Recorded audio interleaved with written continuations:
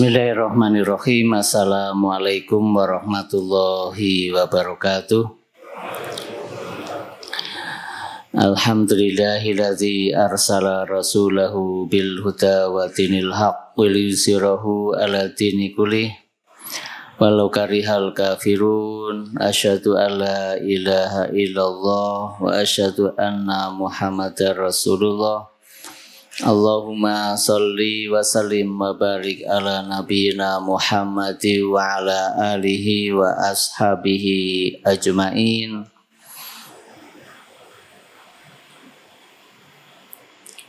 Raditu billahi robba wa bil islami dina wa bi Muhammadin nabiyya wa rasulah. Rabbi zidni ilma warzuqni fahma. Amma ba'd, muslimin mukminin yang mudah-mudahan senantiasa mendapatkan rahmat dari Allah Subhanahu wa taala. Alhamdulillah, kita bersyukur sampai hari ini masih diberi berbagai kenikmatan oleh Allah berupa sehat wal afiat, sehat fisiknya dan juga sehat rohaninya. Maka mudah-mudahan dengan sehatnya kita bisa bersyukur, berterima kasih dengan melaksanakan semampunya apa yang diperintahkan oleh Allah Subhanahu wa taala dan juga meninggalkan apa yang dilarang oleh Allah Subhanahu wa taala. Kita lanjutkan kajiannya tentang tauhid yang kita ambilkan dari buku Fathul Majid karya Syekh Abdurrahman Hasan Al-Syekh rahimahullahu taala. Masih membahas tentang bab tahakkumu ila ghairillahi wa rasulih, berhukum kepada selain Allah dan Rasulullah Sallallahu Alaihi Wasallam. Halaman 404. Kemarin baris pertama dari atas ya. Qala al-alamatu Ibnul Qayyim, berkata Ibnul Qayyim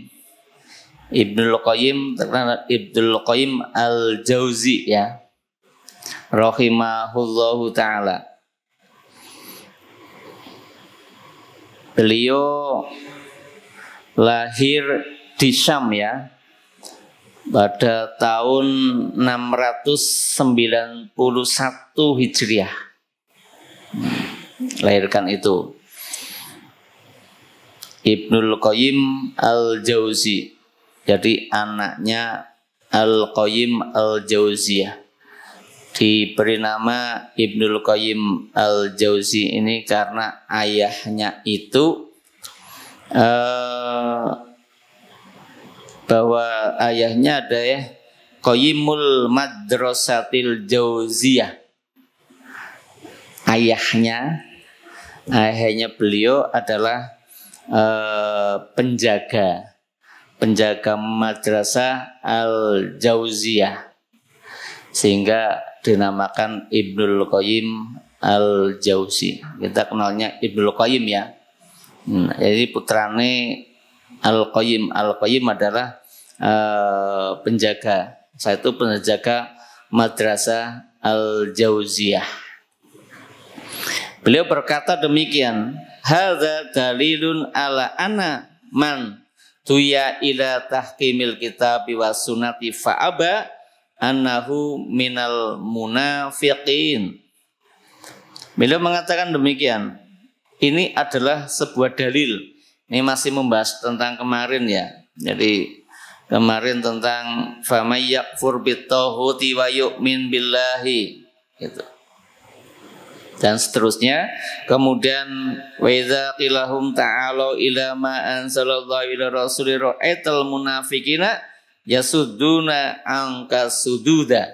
Nah, kata beliau ini dalil dasar bahwa orang yang ketika diajak untuk mengambil hukum berdasarkan Alkitab dan As-Sunnah, fa'aba, dia menolak. Anahu minal munafiqin, dia sebenarnya bagian dari orang-orang yang munafik. Apa maksudnya? Ketika kita diajak untuk kembali kepada Al-Quran maupun As-Sunnah dalam menetapkan hukum benar salahnya, kemudian kita menolak berarti tidak mau dikembalikan kepada Al-Quran maupun As-Sunnah, lebih memilih selain kepada keduanya. Menurut beliau itu bagian tanda orang-orang munafik. Orang munafik itu percaya mana yang benar tetapi tidak mau melaksanakannya.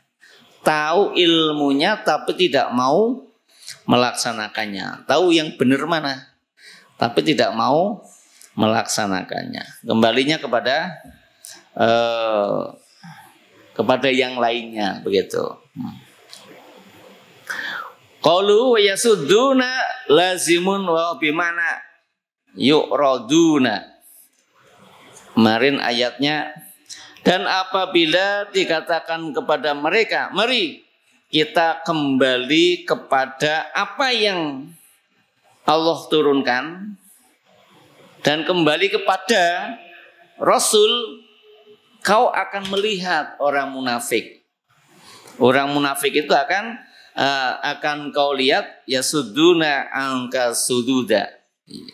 Yasudduna di sini artinya adalah bima mana ya'roduna, berpaling. Ketika orang munafik diajak kembali kepada Al-Quran dan As-Sunnah, mereka menolaknya. Mereka berpaling daripada Al-Quran maupun As-Sunnah. Ini menggunakan fi'il lazim. Li'anau masdaru sududa. Masdarnya adalah sududa. Fama aksaru manitasofa bihadzal wasfi. Maka sebenarnya banyak orang-orang yang disifati dengan demikian. Banyak orang yang disifati dengan demikian, disuruh kembali kepada Allah sama Rasulnya, yasuddun, tak mau, menolaknya. Khususon mimmai yaj'al ilma, apalagi terlebih itu bagi orang yang mengaku dirinya orang yang berilmu. Orang yang berilmu ketika diajak untuk kembali kepada Allah dan Rasulnya, itu berpaling, tidak mau. Nah, spesial kepada mereka semacam itu. Fa innahum saddu ama tujibuhul adillah min kitabillahi wa sunnati rasulih sallallahu alaihi wasallam ila aqwali ma yahtau katsiran mimma yantasibu ilal a'immatil arba fi taqlidihim man la yazumu taqlidahu. Nah, kemudian musannif mengarahkan bahwa mereka itu berpaling terhadap sesuatu yang telah diwajibkan berdasarkan dalil. Dalilnya sudah ada, tapi mereka berpaling. Dalilnya min kitabillahi wa sunnati rasulihi sallallahu alaihi wasallam. Berpaling dari dalil berupa kitabullah dan sunnah Rasulullah sallallahu alaihi wasallam. Dia lebih memilih kepada pendapat-pendapat yang salah. Pendapat-pendapat yang salah, yang jumlahnya juga banyak, yang dihubungkan kepada para a'immatil mazhabil arba. Ada 4 imam mazhab ya. Yang terkenal ada 4 ya. Imam Syafi'i, Imam Maliki, Hambali, satu lagi Imam Ahmad ya. 4. Nah, menolak dengan mengikuti pendapat orang yang salah ini mengatakan ada hubungannya atau mengambil pendapatnya para imam mazhab, padahal tidak.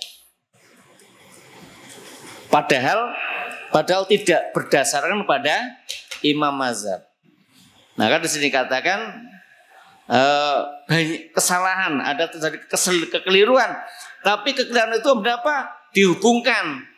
Dihubungkan dengan imam mazhab. Dulu udah kita bahas bagaimana pendapat mereka. Pendapat mereka kan kesimpulannya, apabila kau jumpai pendapat saya bertentangan dengan Allah, maka ambillah Allah. Jika kau jumpai pendapat saya bertentangan dengan Rasulullah, maka ambillah Rasulullah. Jika kau jumpai pendapat saya bertentangan dengan para sahabat, maka ambillah sahabat. Ini ya, sudah kita bahas kesimpulannya itu. Nah, tapi ketika terjadi semacam masalah kayak gini, kemudian tidak mau kembali kepada Al-Quran maupun As-Sunnah. Ini berarti berbeda pendapat dengan imam mazhab atau malah mengikutinya. Coba, orang diajak untuk kembali pada Al-Quran dan As-Sunnah, dia menolak, lebih mengambil pendapat yang dia hubungkan dengan pendapatnya imam mazhab itu. Nah, padahal imam mazhab mengatakan kalau pendapat saya berbeda dengan Allah, Rasul dan sahabat, maka ambillah Allah, Rasul dan sahabat, tinggalkan pendapat saya. Berarti bertolak belakang. Imam mazhab itu begitu tawadhunya. Nah, tapi generasi ke sini sering menisbatkan kepada imam mazhab itu. Padahal imam mazhab sudah jelas perkataan mereka itu. Yang mestinya mereka tidak boleh bertaklid kepada seseorang. La yajuzu taklidahu, tidak diperbolehkan bertaklid. Wa i'timadahum, dan juga berpedoman ala qaulin, kepada pendapat malayajuzul i'timadi ala qaulihi, yang sebenarnya tidak layak, tidak pantas untuk dipegangi pendapat itu. Wa yaj'aluna qaulul muhalafati linasil kitabi was sunnati wa qawaidis syariah. Maka mereka menjadikan pendapatnya berselisih dengan nas yang berdasarkan dengan kitab, dengan sunnah dan kaidah-kaidah syariat. Wal mu'tamidu indahumul ladzi la tasahu al fatawa illa bihi. Kemudian mereka berpendapat tidaklah sah berfatwa kecuali dengan orang itu. Ini namanya taklid. Kalau udah taklid kepada seseorang, kalau enggak dia ya enggak. Ini kan tidak boleh ya. Nah, kita tidak boleh begitu. Orang yang berilmu enggak boleh mengkultuskan, tidak boleh. Kalau bukan ustadku, enggak. Karena itu bukan kelompokku, enggak. Ini tidak boleh dalam keilmuan. Dalam keilmuan itu sumbernya dari manapun, yang penting itu adalah kembali kepada Allah, kembali pada Rasul, ambil. Nah, itu dasarnya keilmuan semacam itu ya. Tidak boleh karena taklid itu akhirnya membabi buta, mengambil pendapat yang lainnya.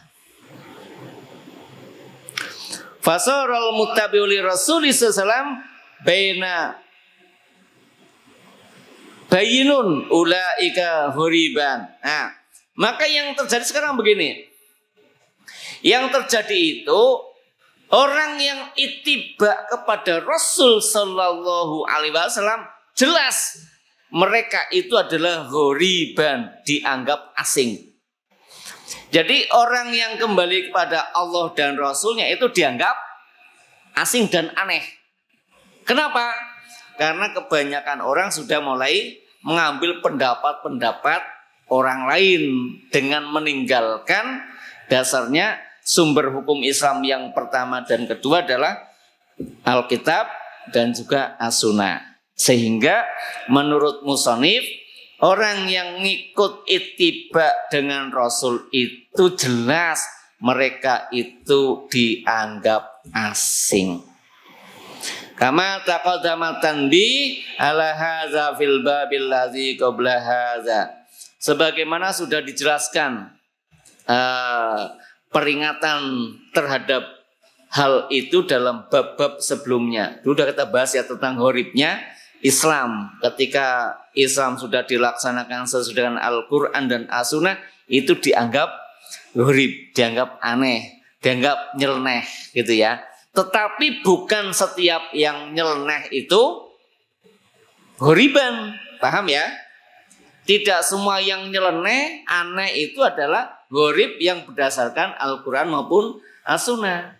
Tetapi konteksnya di sini adalah orang yang kembali kepada Al-Quran, kembali kepada As-Sunnah sudah dianggap aneh.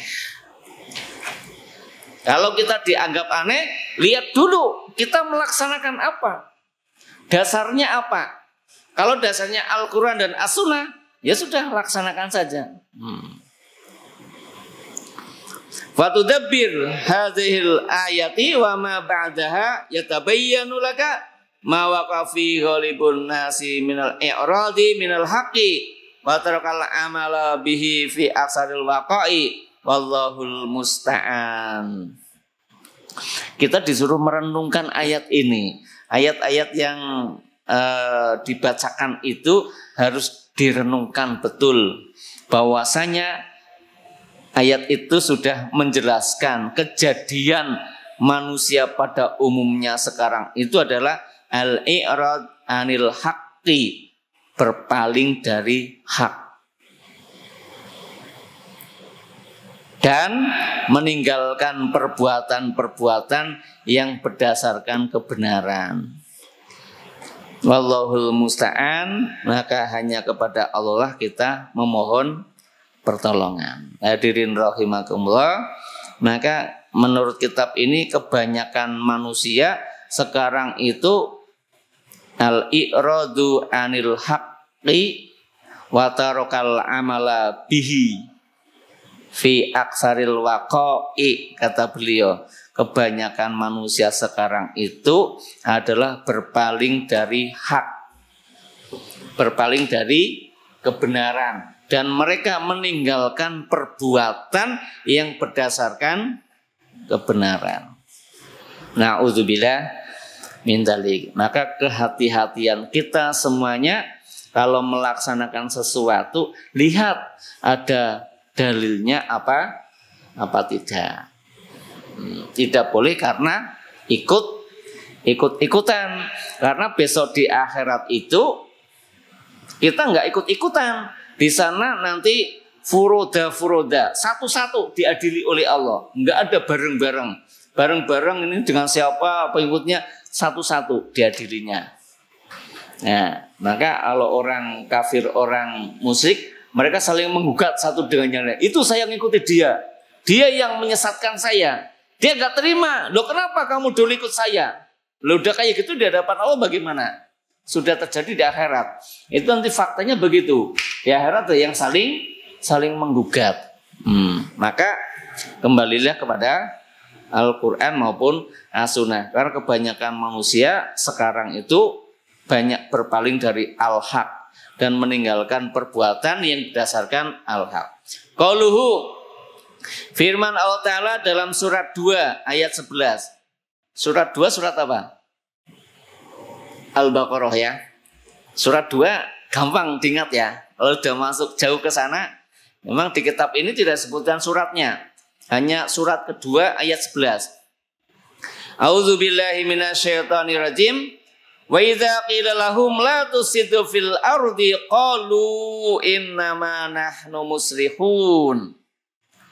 Dan apabila dikatakan kepada mereka, janganlah kalian membuat kerusakan di muka bumi, mereka mengatakan innama nahnu muslihun. Loh, kami ini kan orang baik-baik. Kami itu muslih, orang yang berbuat kebajikan. Nah, Ketika dikatakan jangan berbuat kerusakan, tapi malah mengatakan, loh kami orang baik-baik. Ini kan orang yang mengajak akhirnya jadi bingung nggak? Kadang jadi bingung itu. Diajak atau dilarang jangan berbuat kerusakan, tetapi dia mengatakan, loh saya adalah muslih. Saya itu orang yang berbuat kebaikan. Macam itu coba. Ini Al-Quran menginformasikan demikian. Jadi ketika diajak kepada Allah berpaling, ketika dilarang dari berbuat kerusakan, mereka mengatakan kami orang baik-baik. Nah, kalau kita tidak berilmu bingung, yang benar mana, yang salah mana. Sebenarnya yang mufsid mana, yang muslih mana, itu kita kebingungan. Mungkin juga sekarang udah bisa kita jumpai. Jane sing bener sopo? Yang betul dia apa dia? Kalau kita tidak punya ilmu jadi bingung. Nah, kalau bingung akhirnya kita bisa taklid. Qala Abul Aliya fil ayah. Berkata Abul Aliya rahimahullahu taala. Ini ulama tabi'in ya. Beliau menafsiri ayat ini begini, yakni la ta'su fil ardi. Yang dinamakan kalian jangan berbuat kerusakan di muka bumi, artinya janganlah kalian bermaksiat kepada Allah di muka bumi. Yang dinamakan berbuat kerusakan bukan jalannya dihancurkan, bukan itu dihancurkan ya, itu juga berbuat kerusakan. Tapi makna menurut Abul Aliya adalah yang dinamakan berbuat kerusakan itu adalah berbuat maksiat di bumi ini. Itu namanya berbuat kerusakan. Li'anna man asallaha fil ardi au amara bi maksiatillahi faqad afsada fil ardi. Beliau melanjutkan, sesungguhnya orang yang bermaksiat kepada Allah di muka bumi atau memerintahkan untuk berbuat maksiat kepada Allah, maka sungguh dia telah berbuat kerusakan di bumi. Orang berbuat maksiat kepada Allah berarti dia telah berbuat kerusakan di muka bumi. Atau orang yang nyuruh, orang yang menyuruh berbuat maksiat kepada Allah, faqad afsada fil ardi, maka sungguh dia telah berbuat kerusakan di muka bumi. Jadi berbuat kerusakan itu adalah dengan berbuat maksiat. Maksiat itu menolak perintah Allah dan Rasulnya, melanggar larangan Allah dan Rasulnya. Perintah itu tidak dilaksanakan, larangannya dilanggar. Itu yang dinamakan maksiat. Nah, maksiat itulah yang diartikan sebagai berbuat kerusakan di muka bumi ini. Li'anna solahal ardi was sama innama huwa bi ta'atillahi wa rasulih. Masyaallah nih ya. Sesungguhnya kemaslahatan bumi dan langit itu ya, bumi terjadi damai, tidak ada bencana, tidak ada kerusakan, semuanya berjalan dengan normal. Langit juga demikian, cuacanya bagus, hujannya juga bagus, tidak ada bencana. Sesungguhnya itu terjadi innama huwa bita'atillahi wa rasulih. Itu terjadi dengan menaati Allah dan utusannya. Nah, maka pertanyaannya, kalau sekarang banyak terjadi kerusakan di muka bumi, di daratan dan di lautan, di langit, itu penyebabnya apa? Maksiat kepada Allah. Maka kerusakan di muka bumi, dampaknya ke sana. Loh, kenapa? Karena Allah kan membuat langit, bumi, dan isinya, kan Allah sudah tetapkan hukum-hukumnya. Hukum-hukum Allah sudah ditetapkan. Ketika hukum Allah ini tidak dipakai, maka rusaklah alam semesta. Ini HP, ada sebelum membuat HP itu orang yang buat HP kan sudah punya apa? Aturannya ya. Nah, caranya membuka gimana, caranya ngisi gimana dan sebagainya. Lah kalau nggak digunakan coba Pak, aturan itu rusak nggak ini? Rusak. Contohnya ini tidak boleh kena air. Saya masukkan ke bak mandi, rusak nggak? Rusak. Karena tidak mengikuti aturan yang membuat HP. Bumi seisinya dan langit juga sama. Itu ada aturannya. Ketika aturannya digunakan, maka bumi, langit itu menjadi solih, baik. Li'anna solahal ardi wasama, kata beliau, Abul Aliyah, sesungguhnya baiknya bumi dan langit itu innama, tidak ada lain kecuali apa? Huwa bita'atillahi wa rasulihi, yaitu dengan cara mentaati Allah dan Rasulullah sallallahu alaihi wasallam. Jadi kalau misalkan ada azan dikumandangkan kita berangkat ke masjid, itu sebenarnya dampaknya bagi kemaslahatan alam semesta. Kita wudhu, ya, itu dampaknya untuk kemaslahatan alam semesta. Kita berpuasa, kita zakat, kita datang kajian, kita membaca Al-Quran, semuanya kalau kita lakukan sebenarnya dampaknya kepada alam semesta. Tetapi ketika itu dilanggar, enggak dilakukan, maka yang terjadi adalah kerusakan di muka bumi, baik di daratan maupun di lautan. Kenapa menjadi rusak alamnya? Karena diawali dengan bermaksiat kepada Allah Subhanahu wa ta'ala. Wa qad akhbara ta'ala an ikhwati Yusuf alaihi salam fi qaulihi ta'ala. Sungguh Allah telah menginformasikan tentang saudara Yusuf alaihissalam. Masih ingat ceritanya Nabi Yusuf? Bapaknya siapa? Nabi? Bapaknya Nabi Yusuf. Nabi Yakub. Nah, ini yang menurunkan Bani Israel ya. Nah, jadi Bani Israel itu adalah anak cucunya Nabi Yakub alaihi salam. Salah satu putranya namanya Nabi Yusuf ya. Nah, ini pengarang kitab ini mau menjelaskan apa betul yang namanya berbuat kerusakan itu adalah dengan berbuat dosa itu. Dalam surat 12 ayat 70 sampai 72. Summa azana muazzinu ayyatuhal airu innakum lasariqun ila qawlihi qalu tallahi laqad alimtum ma qad ji'na linufsida fil ardi wa ma kunna sariqin. Nah, ketika saudara-saudara Yusuf sedang mengambil apa? Makanan, masih ingat ya, di Mesir ya, ambil makanan. Kemudian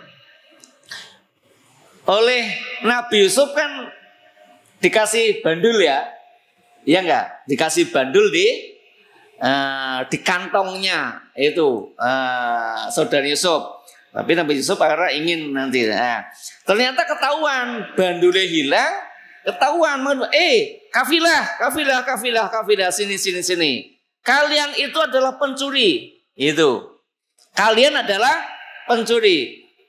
Kemudian mereka mengatakan, saudara semua, demi Allah, sungguh kalian tahu tidaklah kami datang ke sini untuk berbuat kerusakan di muka bumi. Maka ji'na linufsida fil ardi. Kami datang ke sini bukan untuk berbuat kerusakan. Wa ma kunna sarikin. Bukanlah kami itu adalah orang-orang yang mencuri. Nah, ini kenapa menggunakan fasad? Maka ji'na linufsida, kami buat kerusakan. Fadallatil ayah ala anna kulli maksiatin fasadun fil ardi. Sesungguhnya setiap kemaksiatan itu adalah kerusakan di muka bumi. Kenapa saudara Yusuf dikatakan, mereka mengatakan kami tidak berbuat kerusakan, padahal dianggap mencuri. Paham ya? Mencuri ini kan bentuk kemaksiatan ya.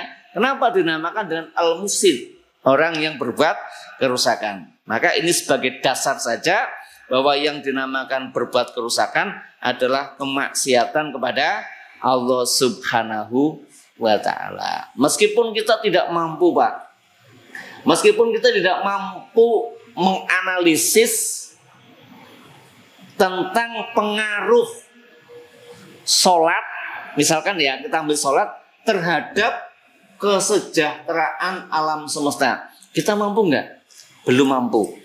Apa pengaruh orang sholat terhadap kesejahteraan alam semesta? Pengaruhnya kepada kedamaian, pengaruhnya kepada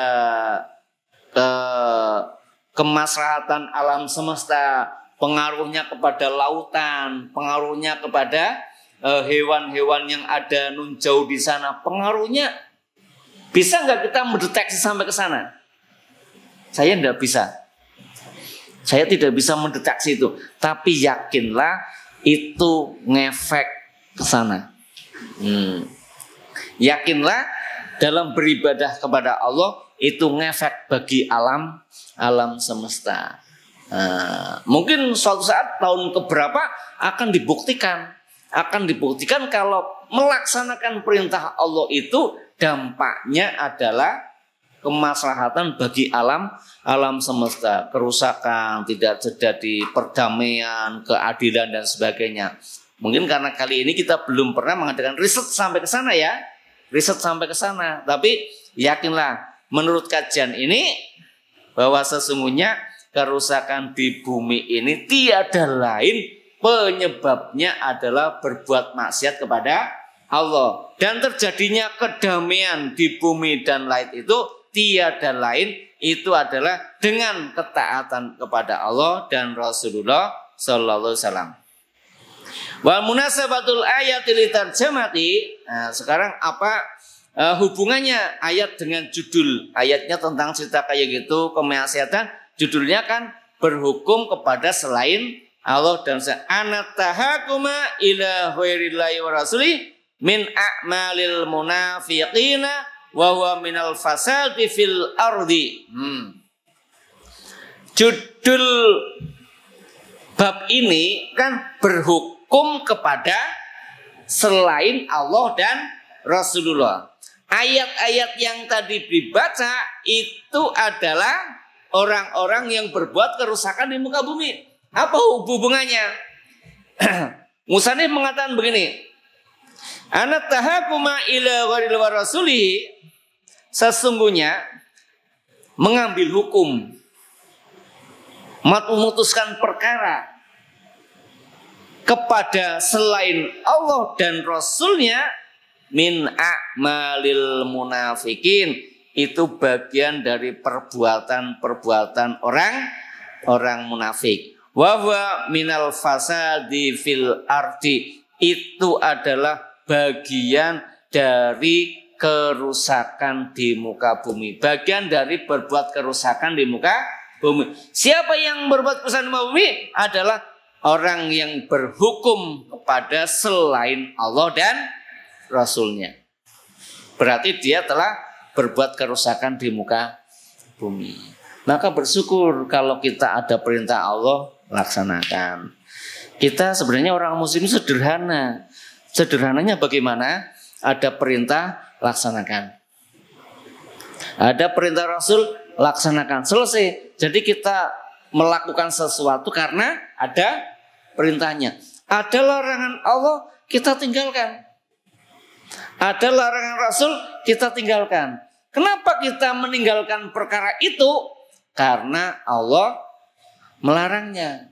Kenapa kita meninggalkan perkara itu? Karena Rasulullah melarangnya. Selesai.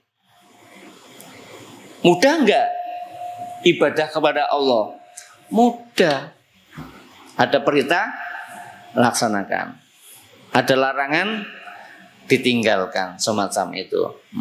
Maka dengan kita melaksanakan perintah Allah dan Rasulnya, meninggalkan larangan Allah dan Rasulnya, sebenarnya kita sudah berbuat kebaikan di muka bumi. Ya, sudah berbuat kebaikan untuk muka bumi ini dengan jalan beribadah. Makin banyak orang beribadah, maka bumi dan langit itu makin baik. Tetapi makin sedikit orang yang beribadah kepada Allah, maka kerusakan di bumi dan di langit terus makin banyak.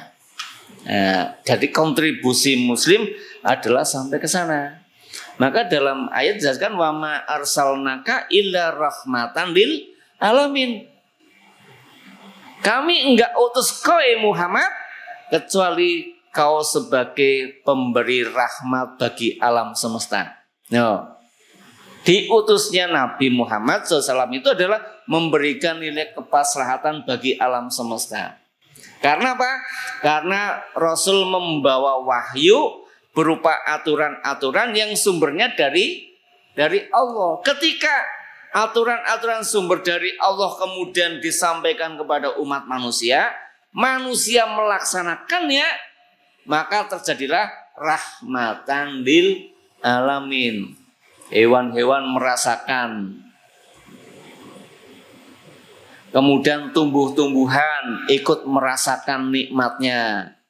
Air, udara, bumi, dan makhluk-makhluk yang lainnya itu merasakan betapa enaknya, betapa indahnya dengan apa yang dibawa oleh Rasulullah Sallallahu Alaihi Wasallam. Wafil ayat atanbihu ala adamil idrari biaqwali ahlil ahwa'i wa in zuhrufuha bid-du'a wa fiya tahdziru minal itirari birra'yi ma lam yukim ala sihhati dalilun min kitabillahi wa sunnati rasuli sallallahu alaihi wasallam fama aksaru man yastuqul bil kazibi wa yakdzibu bisidqi idza ja'ahu wa hadza minal fasadi fil ardi wa yatarattabu alaihi minal fasadi umuri katsira tahruju sahibaha anil haqqi wa tadkhulu fil batil nas'alullah afwa wal afiyata mafata ada imata fid dini wad dunya wal akhirah. Ini ada satu alinea. Di dalam ayat yang dibahas itu, ya, sebenarnya ada sebuah peringatan. Peringatan buat siapa? Buat kita. Peringatannya buat kita. Agar apa? Agar kita itu meninggalkan sesuatu yang berdasarkan pendapat-pendapat ahlul ahwa. Pendapatnya orang yang mengikuti hawa nafsu. Tinggalkan itu. Karena ibadah itu bukan untuk mengikuti hawa nafsu. Ibadah itu melaksanakan perintah. Bukan sesuai nafsu kita. Kalau nafsu kita belum tentu benar. Tapi perintah itu pasti benar. Maka tinggalkan itu. Agar meninggalkan itu semuanya. Karena pendapat-pendapat itu belum tentu jelas kebenarannya yang berdasarkan kitabullah dan sunnah Rasulullah sallallahu alaihi wasallam. Pendapat ra'yu, ya. Di sini birra'yi dengan ra'yu. Ra'yu itu dengan akal pikiran kita. Nah, dengan mengedepankan ra'yu itu, padahal pendapat dari akal itu belum tentu kebenarannya berdasarkan kitabullah dan sunnah Rasulullah SAW. Maka betapa banyaknya orang yang membenarkan kedustaan dan betapa banyaknya orang yang mendustakan kebenaran. Membenarkan kedustaan dan mendustakan kebenaran itu banyak terjadi.